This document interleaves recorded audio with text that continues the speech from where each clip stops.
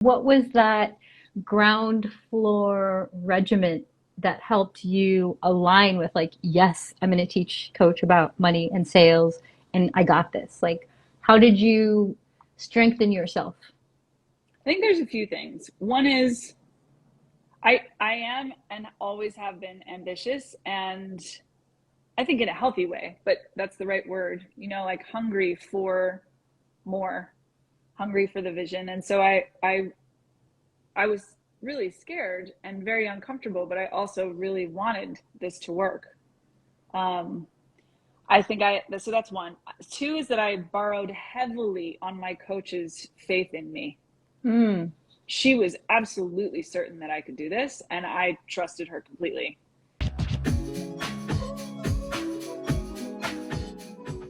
So I was able to take somewhat bigger steps at a time because she was with me.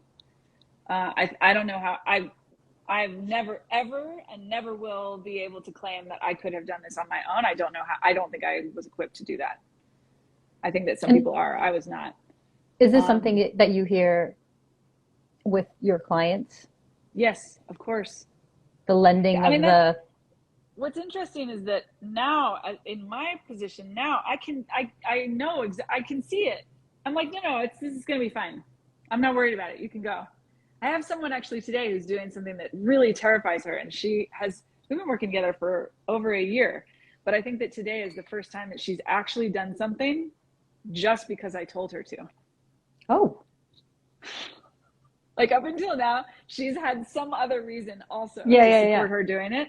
Today is the first day that she's just like, I don't know what to do actually. And Jesse is absolutely certain. And so I'm gonna borrow Jesse's certainty and do this. And she's having a great day. What an So amazing resource. yeah, Yeah, huge. It's yeah. huge. I think in some ways, I don't want to conflate. It's not a conflation of parents and coaches, but there is a thing that we get from our coaches that we either got from our parents or didn't get from our parents, that's really crucial. And I think that for those of us, either way, whether we had it from our parents and now we're learning to source it internally, or we missed it from our parents and are now learning to source it internally, the coaching does that scaffolding Hmm. of like, this is what it feels like to believe in yourself. Hmm. This is what it feels like to know that you can do something even if you haven't done it before. And I just want to throw that in there also, that I did recognize, even though I was very uncomfortable, I recognized that the problem was real, that spiritual teachers didn't understand money, didn't understand sales, and were going to struggle. And I was motivated by that because although I didn't feel particularly qualified to do it, I also was like, well, nobody else is freaking doing it. So somebody's got to jump in there.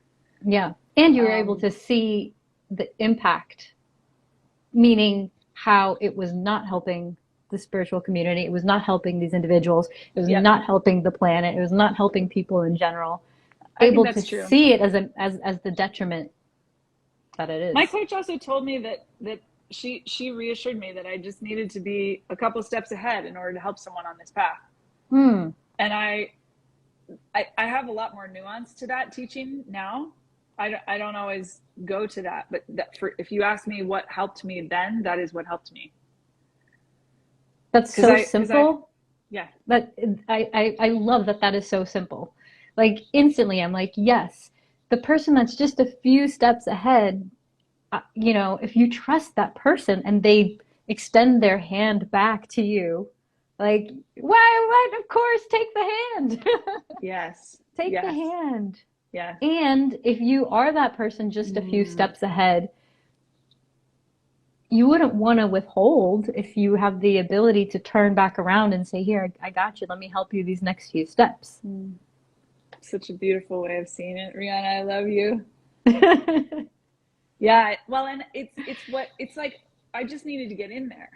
I just needed to get in there because once I was actually working with clients, then it was very clear to me. Oh, Mm, they don't know this stuff that I know. I can help them with this. I can help them with this. I can help them with this. So it was like a small neural bridge that I needed to close in order to get myself into the work. And then once I was in the work, I was off and running.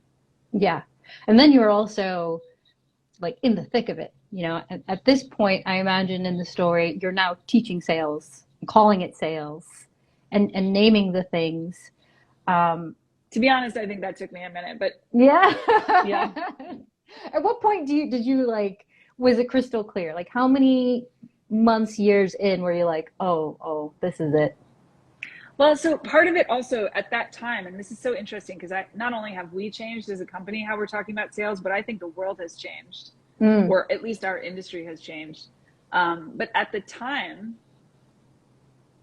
this is about 6 years ago, everyone that I talked to was like, oh, you can't talk about sales explicitly. Like everybody needs it, but you can't talk about it. So you got to tell them you're going to help them with XYZ. Give uh-huh. them what they want and then sell them what they want and then give them what they need. I think it was probably 3 years before I actually was like, okay, here's the program. It's Sales Full Stop. We still call it Sales Full Stop. And literally, there's no coaching. It's only sales. Because if I don't say that, somehow the whole thing gets hijacked and we end up talking about other things. Everything you want is already